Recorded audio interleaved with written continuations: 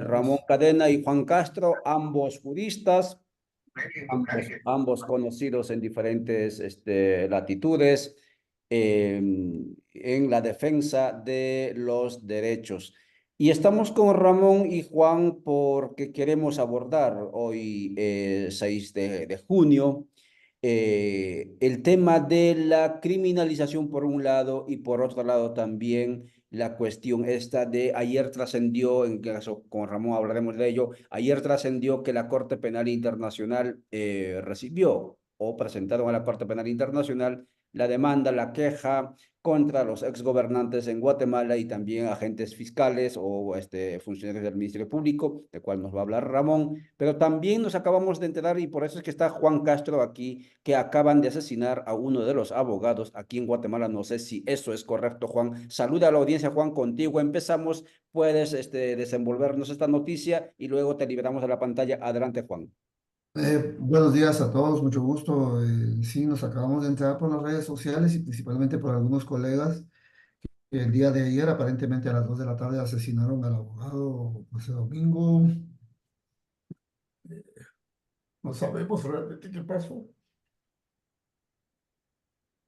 Sí, es momento difícil, Juan. Es momento difícil.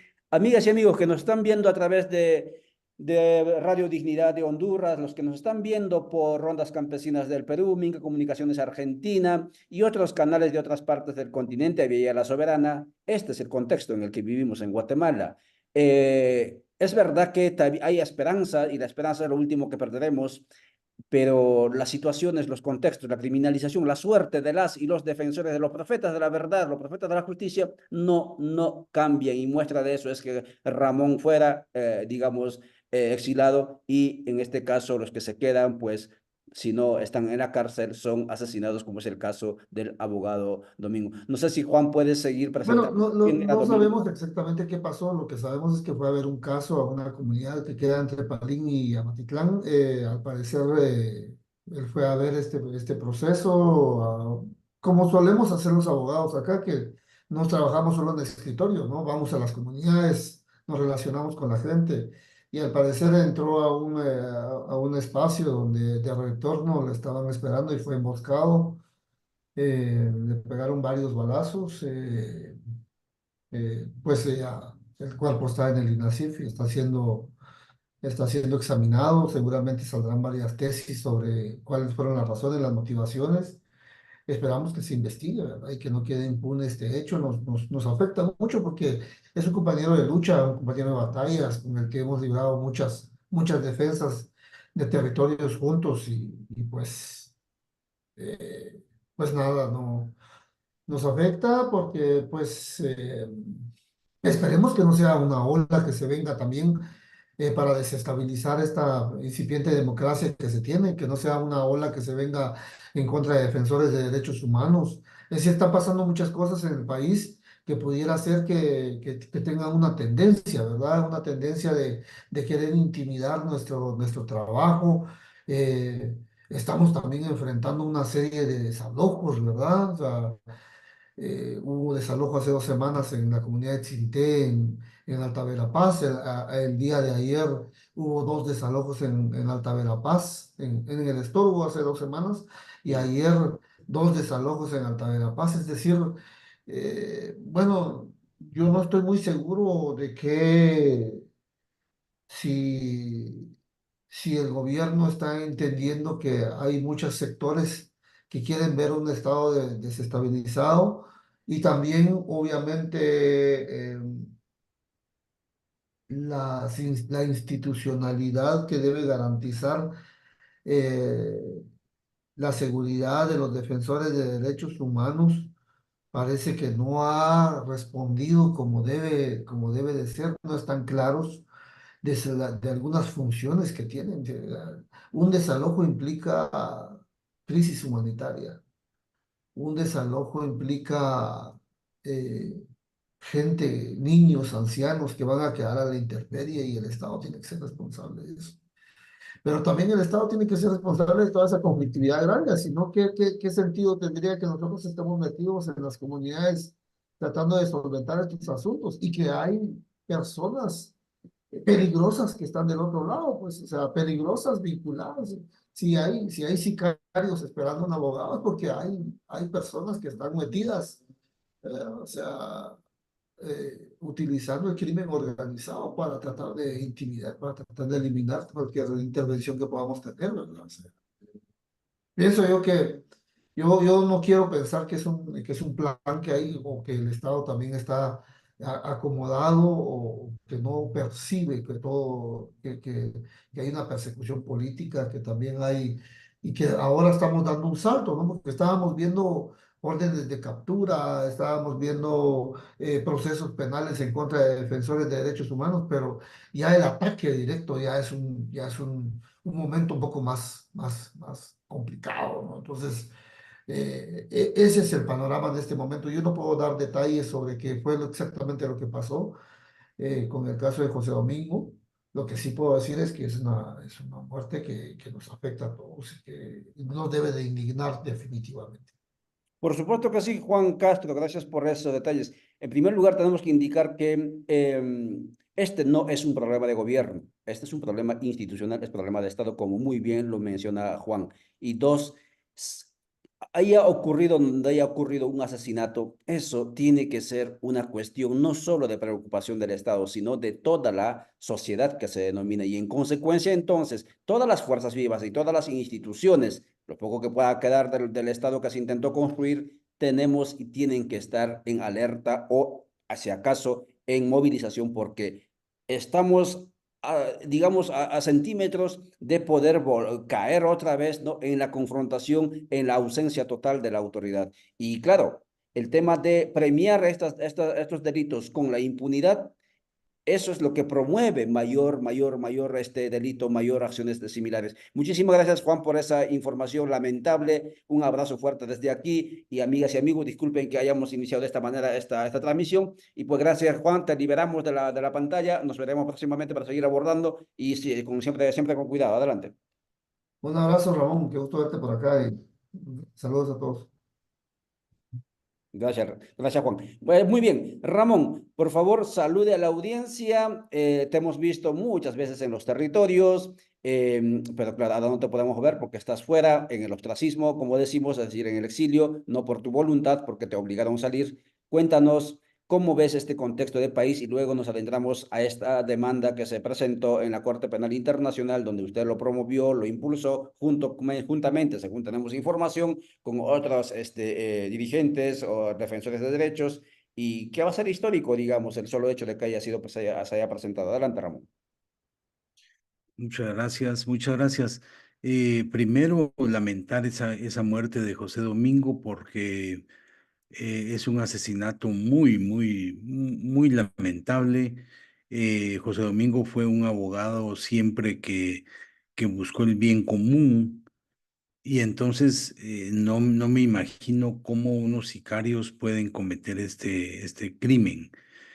Algo hay atrás, porque te digo, están golpeando a uno de los abogados más queridos por los abogados democráticos, unos que estamos afuera, otros que están adentro luchando, pero de los más queridos siempre por el gremio de abogados. Así es que lo primero es lamentar esa muerte esa ejecución tan grave, tan grave. Mira, con respecto a la pregunta, sí, efectivamente, estas noticias se reciben desde lejos de la patria y es más significativo porque uno quisiera poder hacer algo, pero no puede hacer nada. Te sentís más impotente todavía.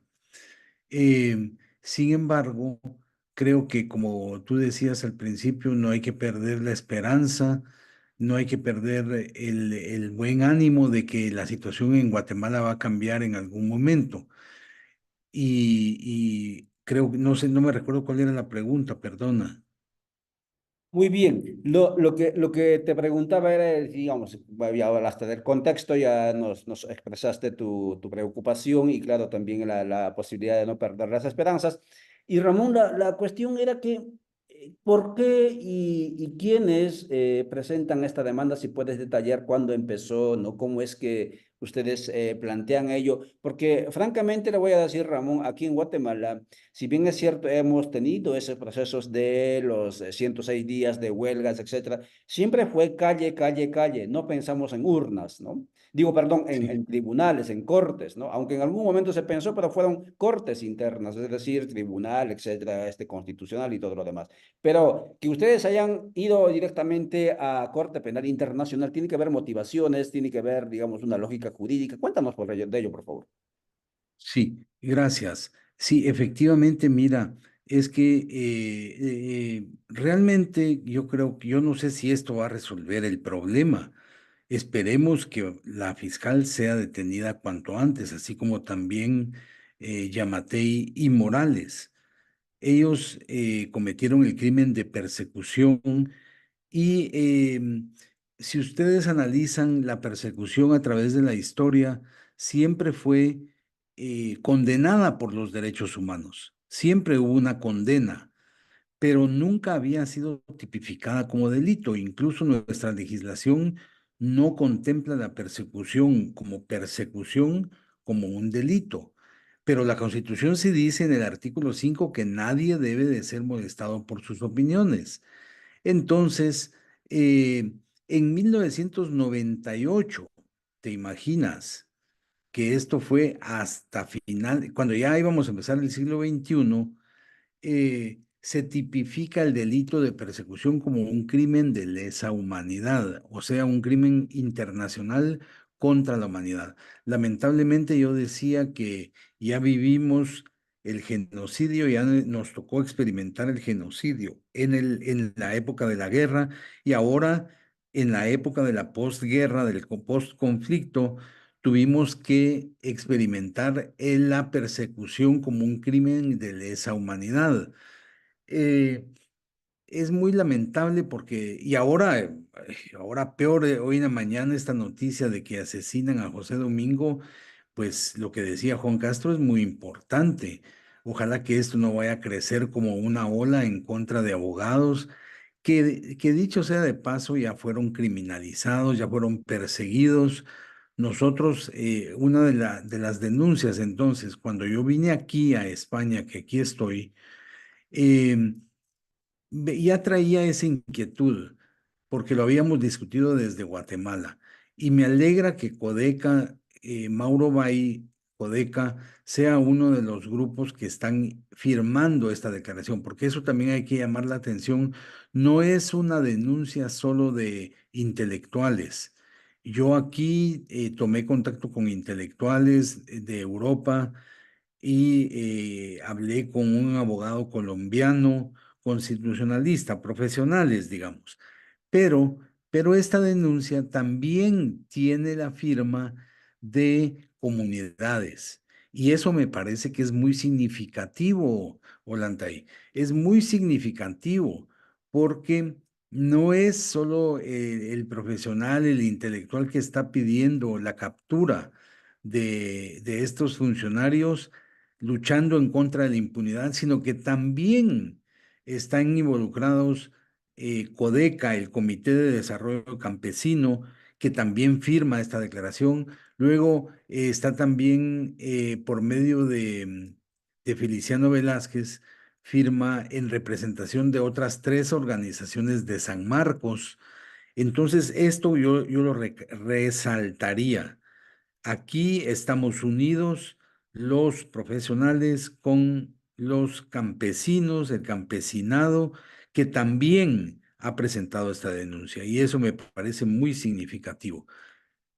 Sí, Muchas gracias, Ramón. Estamos conversando con Ramón Cadena, 7:33 aquí por Centroamérica y con cierta nostalgia por su ausencia, pero sobre todo también con pesar y con mucho dolor ante el anuncio que nos hace Juan Castro, el otro abogado, que asesinaron a quemarropa, a tiros a uno de los abogados defensores de los pueblos de Guatemala. Digo pueblos porque estuvo y lo hicieron en los territorios, no lo hicieron en su, y por más que lo hubieran hecho en su escritorio, eso es un delito y eso se tiene que investigar y eso usted que me está escuchando tiene que denunciarlo también, no solamente nosotros que estamos en este momento por generando este contenido. Ramón, ¿qué es lo que procede ahora? Ustedes presentan la denuncia tienen ya a los supuestos delincuentes identificados. ¿Qué es lo que procede? La Corte admite y luego, ¿qué viene? Bueno, primero, antes de admitir, yo diría que ahorita el fiscal general, que es Karim Khan, de la Corte Penal Internacional, tiene que hacer una valoración de todas las pruebas que le entregamos. Nosotros entregamos en esta denuncia 150 folios. No es una simple denuncia, es un trabajo casi como un libro de 150 páginas.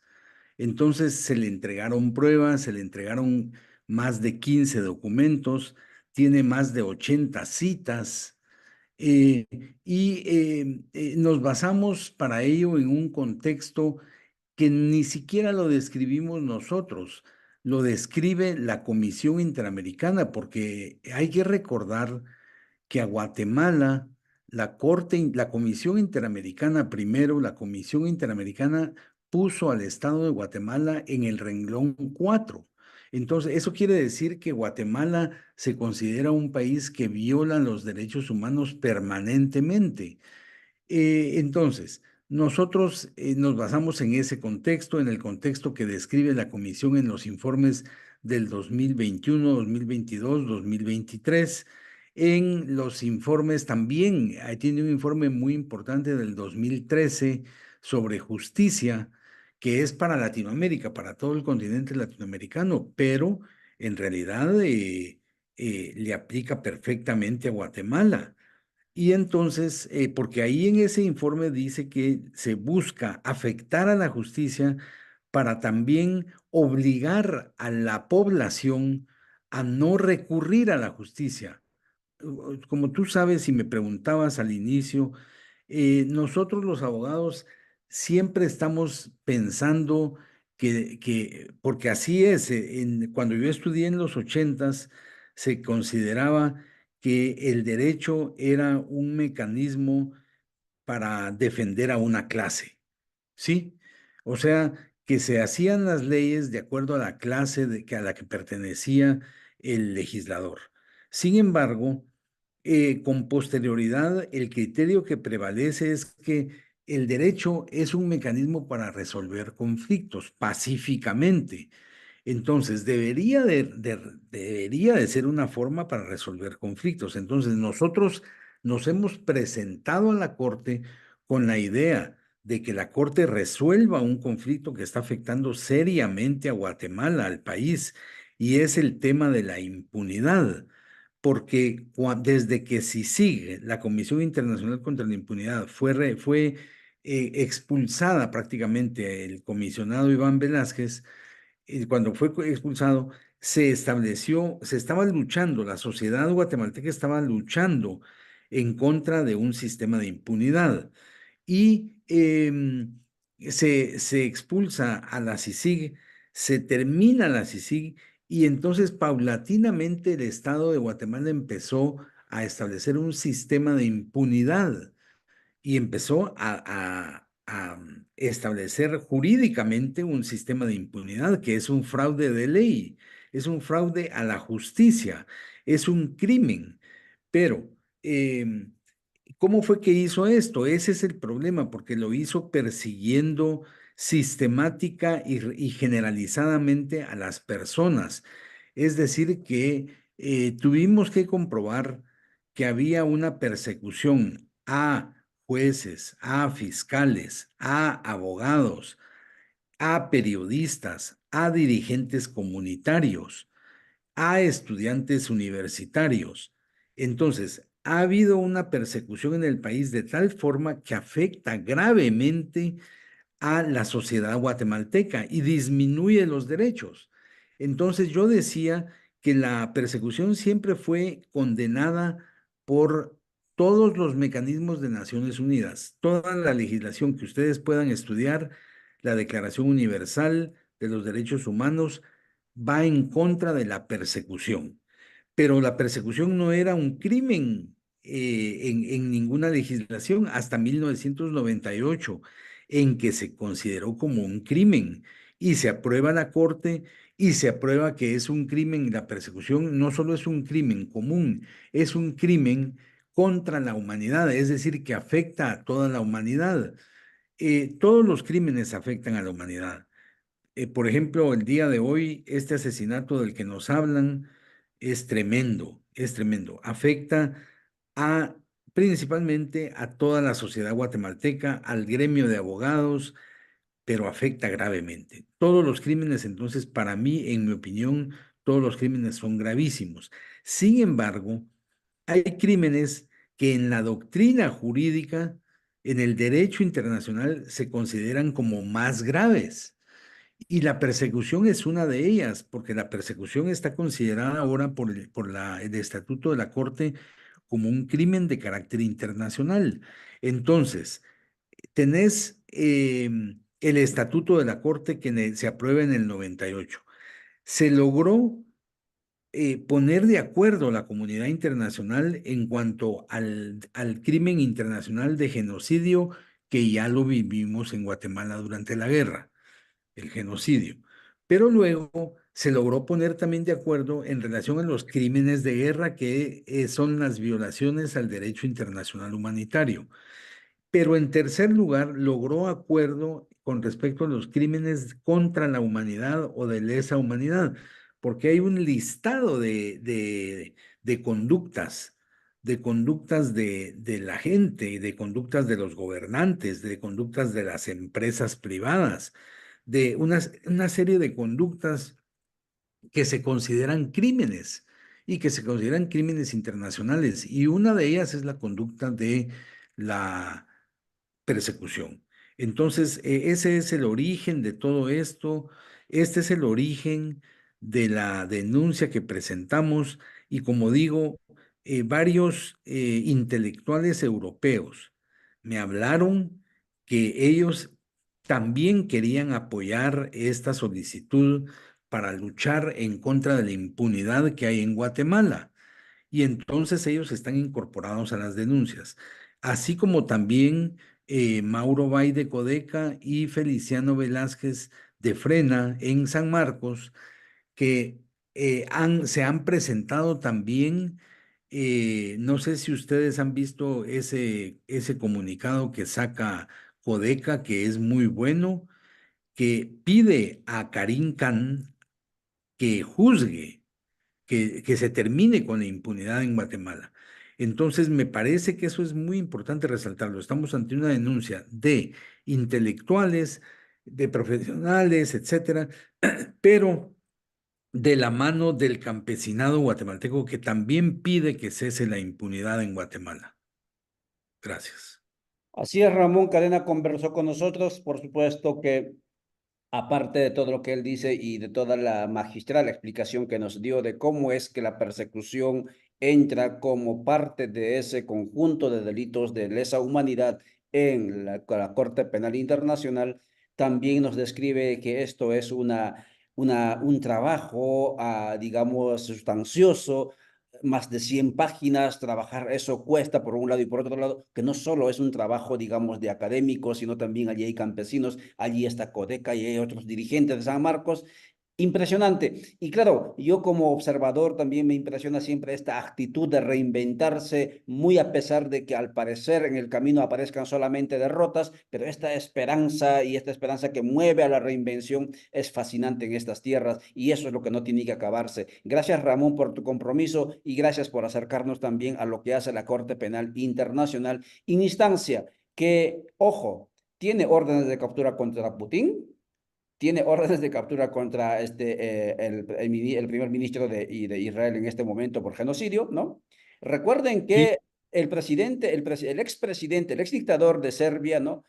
Milosevic, murió en la cárcel condenado por la Corte Penal Internacional. Recuérdense de estas cuestiones. O sea, no estamos hablando de simples tramitologías o simples hechos noticiosos. Estamos hablando de que cuando la situación se evidencia de que efectivamente hay delitos, pues las sanciones son también contundentes y ocurren. Así es que hay que tomar en cuenta ello y no es verdad que la lucha contra la corrupción, la lucha contra el desastre que se ha hecho del país se haya detenido.